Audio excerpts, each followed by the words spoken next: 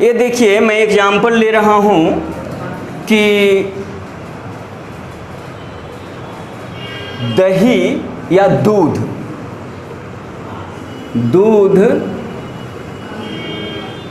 समाप्त हो चुका था। दूध समाप्त हो चुका था। What should be the arrangement of subject and verb? What should be the arrangement of subject and verb? What should be the arrangement of subject and verb? What should be the arrangement of subject and verb? दूध समाप्त हो चुका था, clear है, हम लोग को पता है। हम लोग एंडिंग के अनुसार फिनाइट का चयन करते हैं। तो एंडिंग हमको क्या कह रहा है, कहाँ जाना चाहिए? हैव प्लस V3 में। कहाँ जाना चाहिए? हैव प्लस V3 में, हैज प्लस V3 में कि हैड प्लस V3 में? कहाँ जाना चाहिए? ठीक है, तो had plus V3, had plus V3 का ये सेंटेंस है, क्लियर ना? अब ये बताओ कि ये जो हैड प्लस V3 का फॉर्म मिला, तो आप कह दोगे कि मिल्क हैड फिनिश्ड, तो फिर क्या बनेगा? फिर प्रॉब्लम यही है, बिन कहां से आया? क्या है?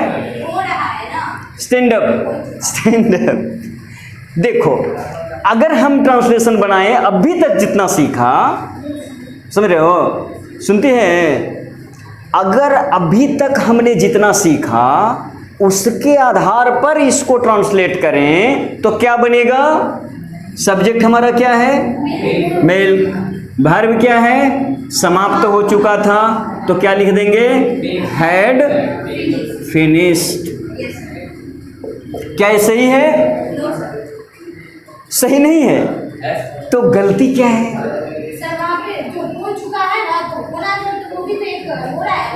क्या हो रहा है? सर टाइम सर 2 घंटे से हो रहा है सर, तो 3 घंटा कहाँ 2 घंटा 4 घंटा का? वही सर हम भी कह रहे हैं, मतलब 3 नहीं लगेगा, मतलब टाइम करो सर आता है। बैठ। Here you have to be acquainted with the different status of noun going to be agremented with the finite verb. इसको पहचानिए सर, दूध को, नाउन को पहचानना पड़ेगा कि ये नाउन जो सब्जेक्ट के साथ, जो सब्जेक्ट बन रहा है, जो नाउन एग्रीमेंट करेगा, ये नाउन है और ये क्या है? वर्ब फॉर्म है। दोनों में एग्रीमेंट से सेंटेंस क्रिएट हो रहे हैं ना? तो जो नाउन है ना, जिस नाउन में वर्ब ऐड कर रहे हो ना, उस नाउन को पहचानो। उसका 2 स्टेटस है। उसका कितना स्टेटस है? एक बार वो डूअर होता है और एक बार नन डूअर होता है। Here to be acquainted, the noun being agreemented with finite verb can be bifurcate into 2 category as a doer और non doer. doer का मतलब क्या है? करने वाला, सब्जेक्ट। नन डूअर का मतलब क्या है? ऑब्जेक्ट। नन डूअर का मतलब क्या है? और डूअर का मतलब क्या है? ये डूअर और नन डूअर कौन होता है? ये कौन होता है? नाउन होता है। जो नाउन वर्ब के साथ एग्रीमेंट करके सेंटेंस बनाता है, वह नाउन 2 तरह का होता है ना? कैसे? आई एम टीचिंग इंग्लिश, मैं अंग्रेजी पढ़ा रहा हूं। पढ़ाने का काम कौन कर रहा है? मैं। तो मैं डूअर हूं। इंग्लिश मेरे द्वारा पढ़ाया जा रहा है। अब हम सेंटेंस की शुरुआत किससे कर दिए? इंग्लिश से। तो इंग्लिश डूअर है कि नन डूअर है? क्या है? नन डूअर है। अब दूध देखो तो काम क्या है? समाप्त होना। समाप्त होने के काम का डूअर है दूध। दूध ने समाप्त होने का काम किया कि दूध को समाप्त कोई आदमी किया? तो समाप्त होना वर्ब है, इसका डूअर है दूध की नन डूअर है? दूध समाप्त होने का काम किया है, समाप्त करने का काम तो कोई आदमी किया होगा। समाप्त करने का काम दूध किया है। ध्यान से और देखो क्लियरली, नहीं दुविधा में दोनों गए माया मिली न राम। कलम चोरी हो चुकी थी। अब बताओ, चोरी करने का काम कलम किया, कलम डूअर है कि नन डूअर है? तो नन डूअर है ना, तो नन डूअर को क्या कहते हैं? ऑब्जेक्ट। नन डूअर को क्या कहते हैं? ऑब्जेक्ट। आप फ्रीक्वेंटली आ जा सकते हैं सर, उससे कोई दिक्कत नहीं है, समझे ना? एकदम फ्रीक्वेंटली नॉर्मल जैसे काम करते थे होता रहेगा। चलो निकलो, तू लोग जाओ। क्लियर है ना? तू लोग का हो गया ना, छुट्टी है तो जाओ। बात समझ रहे हो? क्या समझा रहा था कि यहाँ जो दूध है या यहाँ जो कलम है वो क्या है? डूअर है कि नन डूअर है? नन डूअर है ना। तो अपने अभी तक जो फार्मूला देखा 12 वो डूअर का था। वो किसका फार्मूला का था? वो सिर्फ डूअर नाउन में काम आएगा। समझ रहे हो ना? क्या काम आएगा? वो सिर्फ डूअर में काम आएगा, नन डूअर अभी सीखना बाकी है। क्लियर? जल्दी से सीख लेंगे 1 मिनट में, ठीक है। देखो तुम्हारा पहला फॉर्म क्या था? तुम्हारा फर्स्ट फॉर्म क्या था?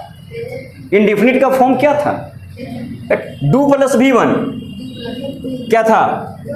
डू प्लस V1 एक किसका फॉर्म था? सब्जेक्ट का था कि ऑब्जेक्ट का था? ये फॉर्म किसके लिए है? किसके लिए है? सब्जेक्ट के लिए है। ये जब आएगा कहाँ? ऑब्जेक्ट में, तो ये चेंज हो जाएगा और ये चेंज करके क्या बन जाएगा? ध्यान रखना, ये चेंज करके क्या बन जाएगा? Is am are plus V3। Clear? अब भी एकदम 12 अभी का भी क्लियर होगा, समझ रहे हो ना?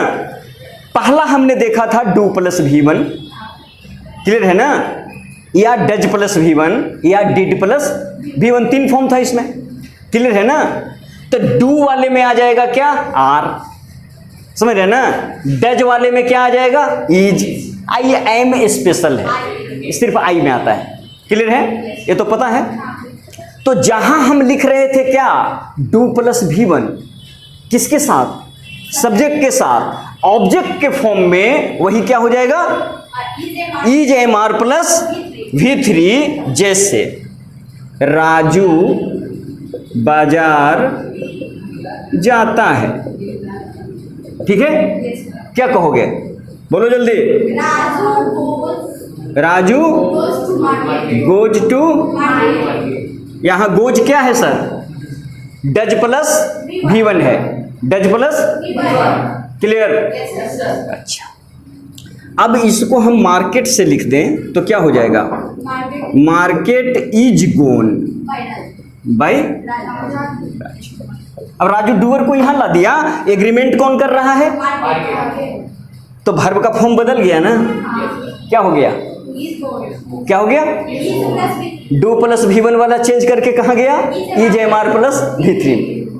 सब्जेक्ट प्लुरल रहेगा तो आर, सिंगुलर रहेगा तो इज, आई रहेगा तो एम से एग्रीमेंट करा देंगे। अब हम डूअर को भी करा सकते हैं और नन डूअर को भी करा सकते हैं ना। डूअर में क्या दोगे? डू प्लस V1 और नन डूअर में क्या दोगे? Is am are plus V3। No problem. Second base क्या था तुम्हारा? सेकंड क्या था? सेकंड फिनाइट क्या था? क्या था? है प्लस। याद कर लो, सब्जेक्ट फॉर्म है ना। ये कैसा फॉर्म है? ये सब्जेक्ट फॉर्म है। इसका ऑब्जेक्ट फॉर्म क्या होगा? ऑब्जेक्ट फॉर्म क्या होगा?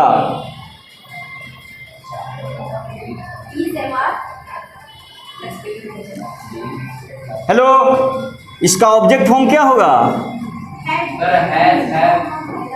अभी बनाई थी, कंसेप्चुअल जानकारी नहीं है, ट्रांसलेशन जानकारी है। Have plus V3 subject form है।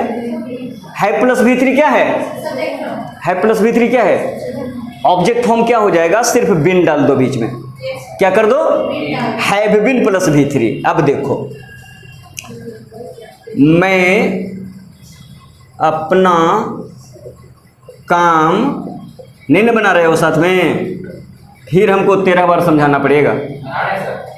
मैं अपना काम कर चुका था, किस में आएगा बाबू, हैव प्लस V3 में, याद रखना 3 यहां भी था, has plus V3, have plus V3 और हैड प्लस V3, ठीक है ना। तो यहां बोलो ये किसका है, हैज का, हैव का कि हैड का, किसका है, चुप रहना, तू मत बोलना, बाकी लोग का भी पता चलने दो। तो हैव प्लस ए था वाला है तो हैड प्लस V3 होगा, क्या होगा, हैड प्लस V3 होगा। तो क्या लिखेंगे, आई हैड डन, हो गया ना, had plus V3, I had done, had plus V3 क्या, माई वर्क। अब देखो, हम आई से नहीं लिखें, इसको हम लिखें माई वर्क से, किससे लिखें, माई वर्क से। तो ये क्या हुआ, माई वर्क, बोलो अब क्या हो जाएगा, हैड बीन डन बाय मी। ये आई ऑब्जेक्ट के प्लेस में आता है तो क्या हो जाता है, मी। क्लियर है ना, क्योंकि पर्सनल प्रोनाउन का सब्जेक्टिव फॉर्म है आई, ऑब्जेक्टिव फॉर्म है मी। तो आपने क्या समझा कि हमारा अब जो था वर्ब का फॉर्म वो चेंज करके क्या कर गया, क्या हो गया, हैड बीन प्लस V3, और सब्जेक्ट में क्या था, had plus V3, no problem. जहां हम यूज कर रहे थे क्या, हैव प्लस V3 सब्जेक्ट में होगा, ऑब्जेक्ट में क्या कर देंगे, सिर्फ हेल्पिंग और मेन के बीच में बिन लगा देना है। क्लियर है, बोलो तीसरा क्या था, तीसरा क्या था, मतलब EJMR was were plus V4 वाला था, B प्लस V4। अब ये आएगा तो क्या हो जाएगा बाबू, B plus being plus V4। Clear.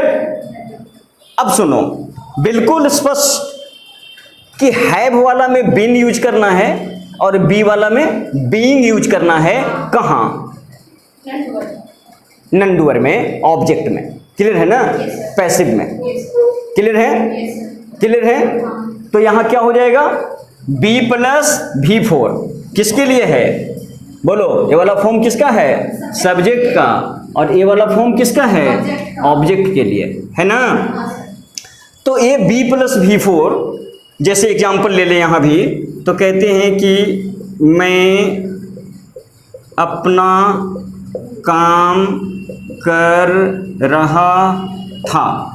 अब बोलो क्या है, B प्लस V4 का है, वाज वर्ब वाला है, पास्ट वाला है। तो क्या कहते हैं कि आई एम, बोलो, doing, I am doing my, हाँ कर, अच्छा तो आवाज कर दो, उससे क्या फर्क पड़ता है, बी कैटेगरी का वाज ले लेंगे पास्ट का। क्लियर है ना। तो क्या लिखा, I was doing my work, लेकिन हम इसी को नन डूअर से लिखें, क्या, माई वर्क, क्या, माई वर्क। तब क्या हो जाएगा, वाज बीइंग डन, क्या हो जाएगा, बोलो, was being done by me. Can you understand. Clear है कि माई वर्क वही रहेगा, वाज प्लस V4 था ना, अब क्या कर दोगे, वाज बीइंग V4, बीच में क्या है, बीइंग डालना है, क्या हो गया, माई वर्क। अब तुम्हारा वर्ब क्या हो गया, was being done, was being. Clear है। अब तुम्हारा कुछ नहीं बचा, सबका तुम ओ जान गया, क्या, सब्जेक्ट फॉर्म और ऑब्जेक्ट फॉर्म। सिर्फ एक चीज बाकी रही, वो मॉडल V1 वाला था कि आपको एक फार्मूला क्या मिला था, मॉडल प्लस V1, ये जब चेंज करेगा तो हो जाएगा मॉडल B प्लस V3।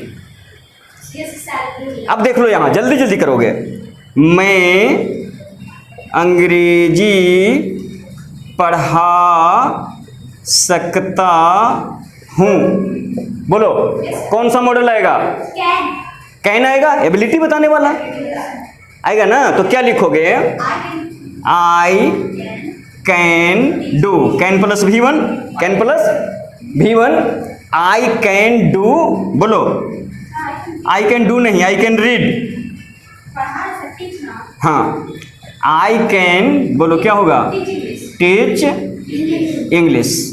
अब इसको इंग्लिश से लिखते तब क्या होता? नन डूअर हो गया। इंग्लिश क्या हो गया? नन डूअर हो गया। तो अब हमारा वर्ब का फॉर्म क्या हो जाएगा? Modal be plus V3, English can be taught V3 by me. Clear है? ये तुम्हारा हो गया फ्यूचर का।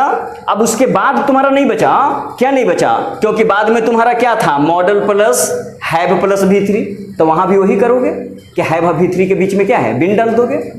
जहां भी हैव आ जाएगा नन ऑब्जेक्ट में, नन वाला में, नन डूअर में क्या करना है? बिन डाल देना है। आज जहां ING आ जाएगा तो बीइंग डाल देना है। क्या करना है?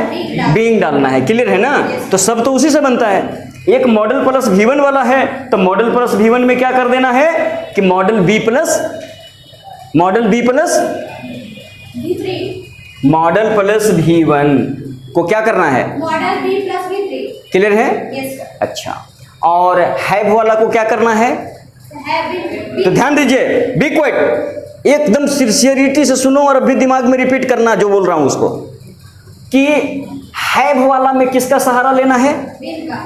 नन डूअर में बिन बनेगा, और बी वाला में बीइंग का, अब मॉडल वाला में बी का, मॉडल वाला में, बस यही 3 बात है। 12 हो गया। 12 में एगो ये बच गया डू वाला। तो यहां हमने क्या देखा कि इज एम आर में जाएंगे। कहां जाएंगे? Is am are plus V3 में जाएंगे। उसी तरह से वाज वर प्लस V3 में भी जाएंगे। अरे एक किसका हुआ? डू डज का हुआ ना, डिड वाले का। इज एम आर की जगह क्या हो जाएगा? वाज वर। क्या हो जाएगा? तो बस इतना ही फार्मूला है। कितना है? इसी के आधार पर देखो हम लोग अभी 12 टाइप का काम सब्जेक्ट ऑब्जेक्ट दोनों से कर लेंगे।